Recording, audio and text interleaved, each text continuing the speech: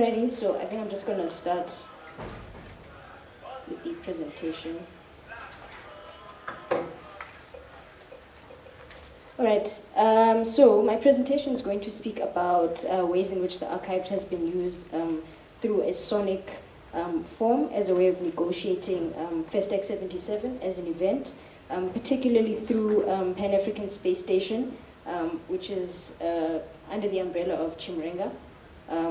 So for those of you who know, Chimrenga is a largely literary publication which has engaged with socio-political, cultural, and historical narratives, specifically Pan-African narratives, and especially that of, the one I'm interested in is FESTAC 77, which is the second World Black and African Festival for Arts and Culture, which happened in Lagos in 1977. So Chimrenga has engaged with this as an ongoing creative-based research project. So while dealing with FESTAC 77 through archives, which are in and of themselves largely textual, through documentations, posters, or documentation, and then visual, which is posters, paraphernalia, t-shirts. It is, however, the engagement that ensues when Chimrenga's sonic-based project, Pan-African Space Station, that instigates the translation of the textual and visual archives into what Pan-African Space Station, which I'm going to refer to as PAS, defines as sonic explorations. So I'm focusing on 2 of 3 podcasts that were recorded in 2015 and published in 2016 and 17 respectively for the Chimrenga Library, which occurred at the showroom in London. So Chimrenga was founded by Ntone Ajabe in 2002, currently based in Cape Town. So it's largely print-based as well as online, but Pan-African Space Station is interesting in ejecting that sonic element of narratives which exist, which maybe don't exist, cannot translate from the textual and visual so much. So it uses the sonic as a platform to accelerate these ideas. This is evident in what I will call the translation, which is interesting because translation has been something that's been coming up like in previous talks in terms of translation of language, translation of space. So I'm looking at translation of the archive into sound. So the translation of visual and textual-based archival narratives into a sonic one, and how the sonic archive functions in such a way that not only negotiates, but also samples space and time, which I'm going to expand on later, just the notion of sampling. So contextualization, just a little bit of background for those who are wondering, like, what was FESTAC? So FESTAC was something spawned that was not spawned from complete isolation. That's a misguided perception completely. The festival for Black and African diasporic arts and culture that took place from the 15th of January to the 12th of February 1977 cannot be articulated as the event that it was without understanding that it was a culmination and then a consequent series of happenings. So the happenings, which I'm going to establish as a point of departure, but not necessarily in chronological order, is probably the impact in the period of post-colonialism, and the aftermath of the Biafran War on the sequence of Pan-African movements and festivals that are precursors to FESTAC 77. Aiming to promote a sense of unity, dignity, self-pride as a way of developing and maintaining an individual and collective identity for Black and African diasporic peoples to overcome colonial imposition. The sequence of events that occurred before FESTAC 77, which are really, really important to remember. So this is where it begins but doesn't begin. So it's the 1966 World Festival for Negro or Black Arts in Dakar, Senegal, also known as FESMAN, followed by the Pan-African Cultural Festival Algiers. January 12 February 1977. FESTAC 77 was the last of the political sequence of grand festivals. Okay, cool, sound is working, so we'll come back to that. So there was FESMAN in 1966 in Dakar, there was PanAf in Algeria in 1969, and then briefly Zaire in 1974, which was a celebration of the seminal Rumble in the Jungle boxing match between Muhammad Ali and George Foreman. So that also becomes part of the sequence of festivals that come before FESTAC. So in the same way that FESMAN, PanAf, Zaire 74 are largely immortalized through textual, visual, as well as sound elements, so is FESTAC. It's no exception. It's just that it occurred on a much more monumental and grandiose scale. However, it's how FESTAC 77 that is immortalized in Pan-African Space Station's podcasts that begin to translate its textual and visual archival material into the sonic. thus making Pan-African Space Station's negotiations on FESTAC 77 an accessible and a sensory one. Both Ndone Ejabe and Kojo Eshun, who becomes quite prevalent in the podcasts. Kojo is one half of the British artist collective, the Otolith Group. So both of them function as the facilitators in these podcasts, along with the guests that join them for each session. So guests, in the sense, are not necessarily guests that were sitting with them when the podcasts were recorded, but also guests in the archival sound that they got from FESTAC 77 of maybe Miriam Makeba speaking, or Fela Kuti speaking about boycotting FESTAC, or of Sani Ades singing about FESTAC. These become the guests which then transgress space and time. So that it allows for ground to be covered for the socio-political, cultural, and historical context of the festival, its legacy, and its problematics, which unfortunately I won't be able to go into. So to depart from the one perspective, does the listener know about FESTAC 77? About the Pan-African project and sequence of events that was paramount in developing the national and communal identities for Black and African diaspora in the turn of post-independence and post-colonialism, or what I call post-whateverism, because post.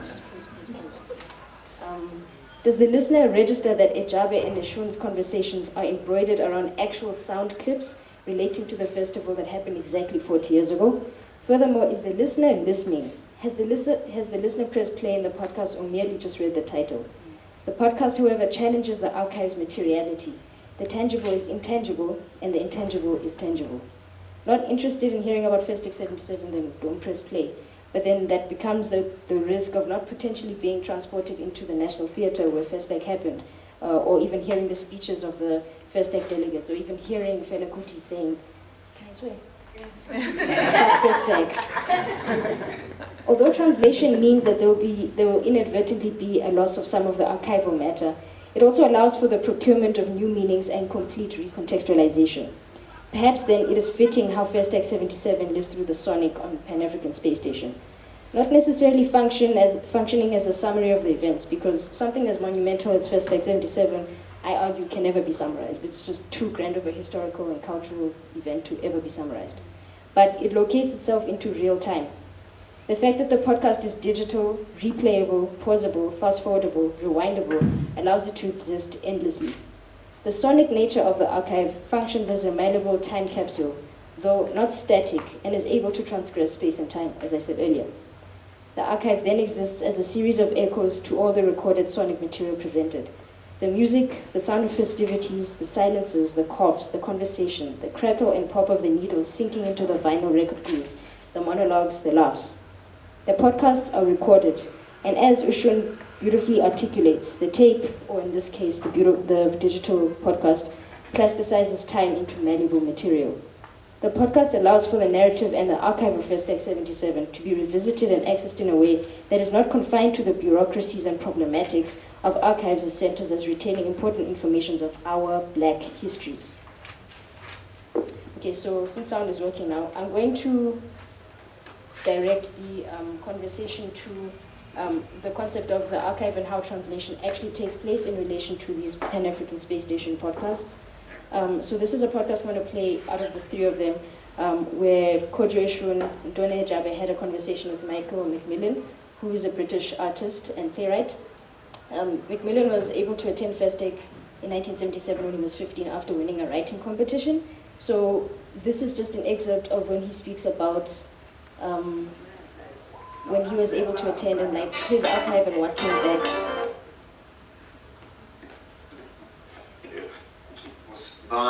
One of the things I picked up from my journal is the bureaucracy. Also, this was a military junta at the time. As soon as we arrived in Lagos, there was a sense that you had armed guards coming to receive us with submachine guns. Arriving on the coach into the FESTAC village, there were tanks that were surrounding the village. So it became very clear, even for me, at that young age, naive age, this was a different kind of situation here. One was proud, and one could express that, but there were certain boundaries within that and how that could be expressed. And so the program, what was the nature of this It brought together artists from all over the African diaspora. The festival took place in Lagos predominantly, and also secondly in Kaduna in the northern part of Nigeria. I wasn't too aware of the kind of Biafran war, but the echoes were still there. You could sense that in some of the people, in some of the conversations you had. And I remember Igbo not being a word that you could mention. It was not a term or people that it was a kind of non-subject to talk about the Biafran war, but the residue was still there. What I pulled out here is some of the kind of program from the archive, the program, just to give you a sense of the scale of events. And I've made some of my notes on some of the things I experienced. I think what's important about FESTAC, given the level of participation from the diaspora, is how today, in terms of responses, there may be many voices from the diaspora who were affected by this event, myself being one of them. And so that, I think, in terms of the ongoing research that you're doing, it's where within the diaspora, people who experienced that, what were their kind of responses, engagement with it? Right, so Macmillan's point of departure is reliving his memories via a diary he kept during the festival, which, as a sensory experience, proved to be an emotional moment for him. Conversely, it becomes the exact moment of translation from the visual and textual to the sonic that we listeners are then privy to. Periodically, we hear Macmillan preface his gestures by saying, what I've pulled out here, or if you can see here, or I've got a program of this here, except we cannot actually see what his diary looks like or the imagery from which he is referring. We're forced to actually listen.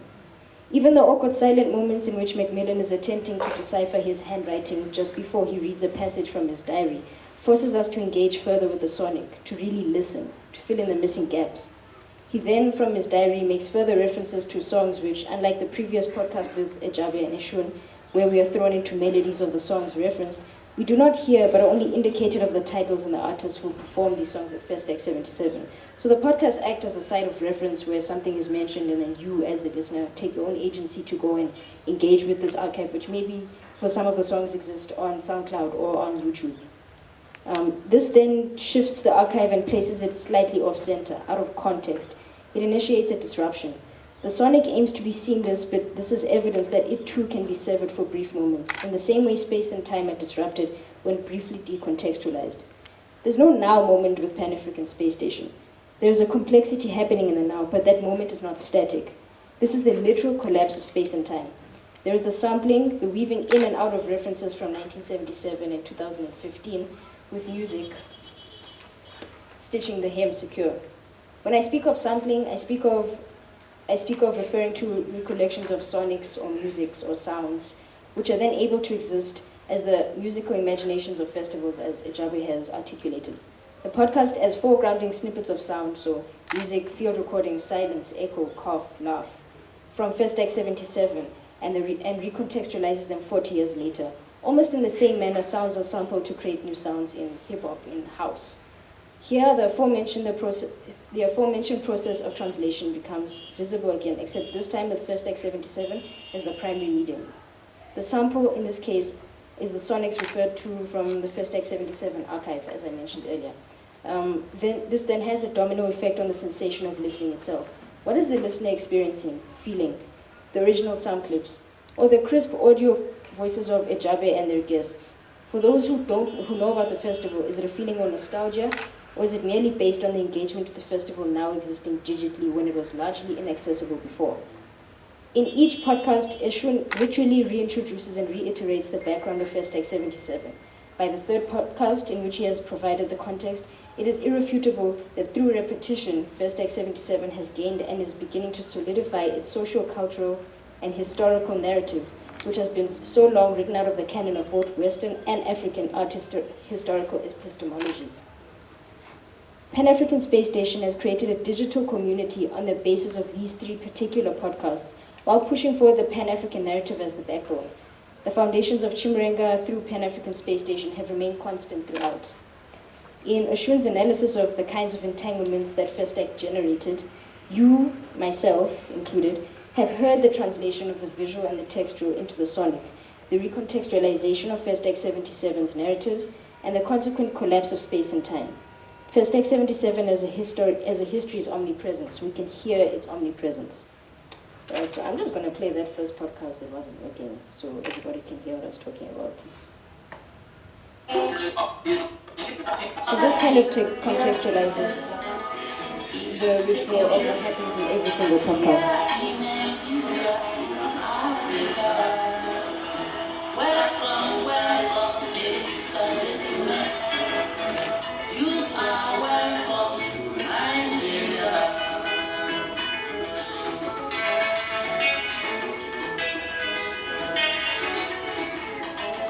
Remember, FESTAC is for you.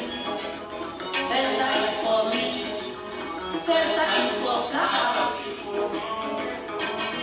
We must show our country's pride. We must show our country's pride. We must show our country's pride. Nigeria welcome you all. Show our country's pride. FESTAC 77. Show our country's pride. Black man's great show. Welcome to the great reunion with our cultural past. And the display of the black man cultural award. Here we must show our country's pride. FESTAC for you. FESTAC for me. FESTAC is for black people. Show our country's pride. Brothers and sisters, this is the beginning of the reunion of African people. And also the reunion of the black people.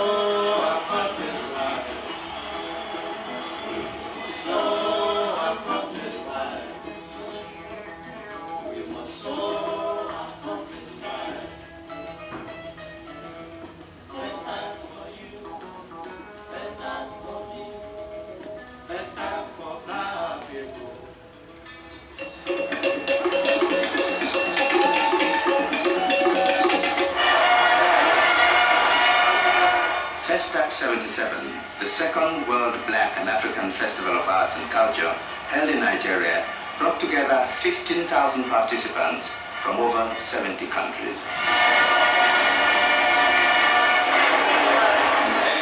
At the official opening ceremony in the Lagos National Stadium, contingents from 47 countries paraded before government officials. Alright, so just 2 points to make on this particular podcast. So the song that we heard in the beginning, titled Welcome to Nigeria by Sanya Day.